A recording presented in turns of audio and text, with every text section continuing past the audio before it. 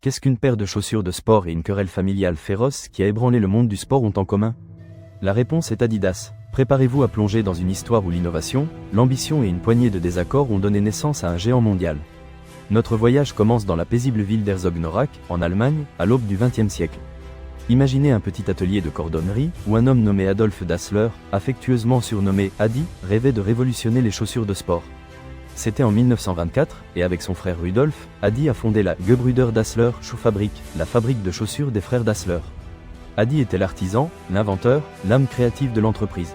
Rudolf, en revanche, était le vendeur, le stratège, le chargé de commercialiser les produits.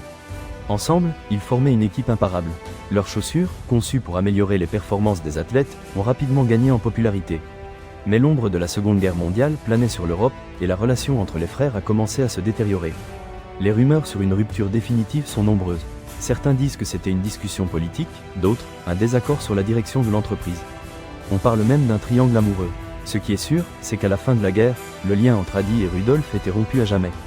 En 1949, les frères ont pris des chemins séparés. Rudolf a fondé sa propre entreprise de l'autre côté de la rivière Orach.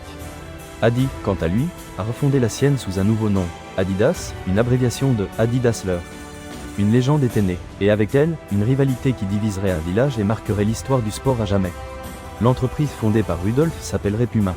Les premières années d'Adidas ont été marquées par un travail acharné et une innovation constante. Adi, obsédé par l'amélioration des performances des athlètes, expérimentait de nouveaux matériaux et designs. C'est lui qui a introduit les emblématiques 3 bandes, non seulement comme un élément esthétique, mais aussi comme un renfort structurel pour les chaussures. Dans les années 1950, Adidas a réalisé un coup de maître en chaussant l'équipe allemande de football, qui, contre toute attente, a remporté la Coupe du Monde de 1954. Les chaussures Adidas, avec leurs crampons interchangeables innovants, ont été considérées comme un facteur clé de la victoire. Le monde entier a les yeux rivés sur la marque aux 3 bandes. À partir de là, la croissance d'Adidas a été imparable. La marque s'est étendue à de nouveaux sports, a conquis les marchés internationaux et est devenue synonyme de qualité et de performance. Des stars du sport comme Jesse Owens, Muhammad Ali et Franz Beckenbauer ont porté avec fierté les chaussures Adidas. Mais tout n'a pas été rose. Dans les années 1990, l'entreprise a été confrontée à une crise. La concurrence s'était intensifiée, les goûts des consommateurs avaient changé, et Adidas semblait avoir perdu le cap. C'est alors que Robert Louis Dreyfus, un entrepreneur visionnaire, a pris les rênes de l'entreprise. Dreyfus a injecté des capitaux frais, modernisé la gestion et misé sur de nouvelles stratégies de marketing. Adidas a retrouvé son éclat et a repris le chemin de la croissance. Aujourd'hui, Adidas est l'une des marques de sport les plus importantes au monde, présente dans tous les coins de la planète.